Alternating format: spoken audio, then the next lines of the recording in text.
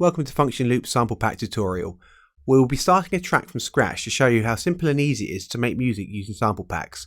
We will change a few things here and there to make sure we stay original. Who needs to make a track from scratch when you can use a sample pack to give you instant inspiration? Fasten your workflow whilst also learning a few things along the way.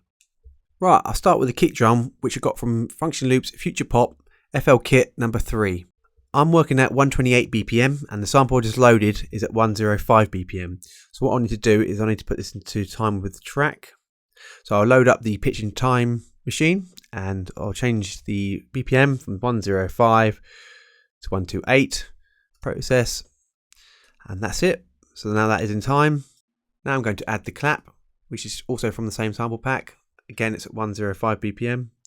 So we'll just put that into time.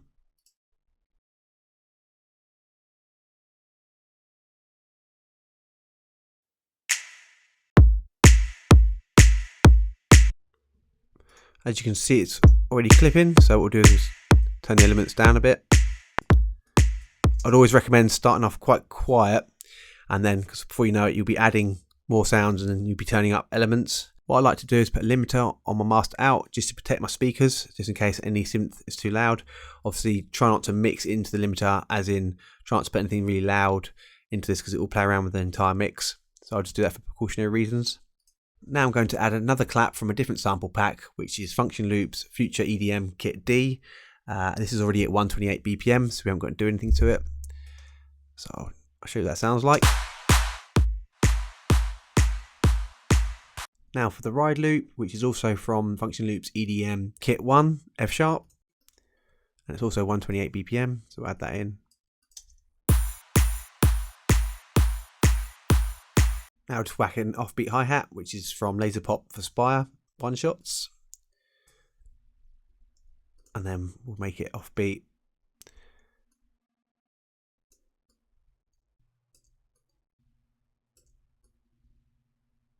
Just like that.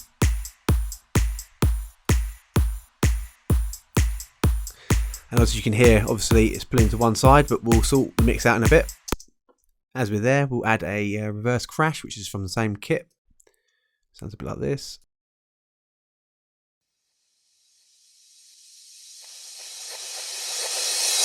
So what I'll do now is we'll quickly mix all the drum and all the percussion, just a rough mix really, and then we'll go from there and tweak it as we sort of add more stuff to the track. So what I'll do is I'll start with the kick. On the kick drum, it's important to make sure that it's hitting directly on the beat, so we'll zoom right in. As you can see, that is dead on, so I'm happy with that. Now we're going to take a look at what key the drum is hitting at. So what we'll do is put a tuner on the output, and then we'll put a pitch shifter on the track so we can see where it's hitting. So leave that open and then sort this out. Drums. And then obviously that's octave, so it's hitting at G. So as we know that's hitting at G, we can sort of work with the track and change it accordingly. So I'll leave that on there. And then what we'll do first is we will put on a transient just to make it a bit more snappy. Again, we won't know until there's more of the mix to work with, but we'll just do it as a starting point. So we'll just play that, and then leave the preset, add more attack, and then obviously that's the attack there.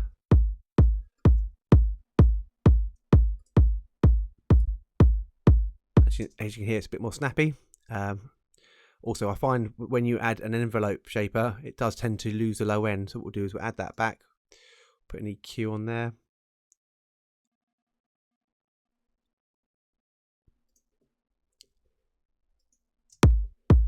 So get rid of the sub, which we're not using. And then we will add a little bit more low end, not too much, and then we'll just add a little bit of crispiness to it, just so that will punch through the mix a bit better.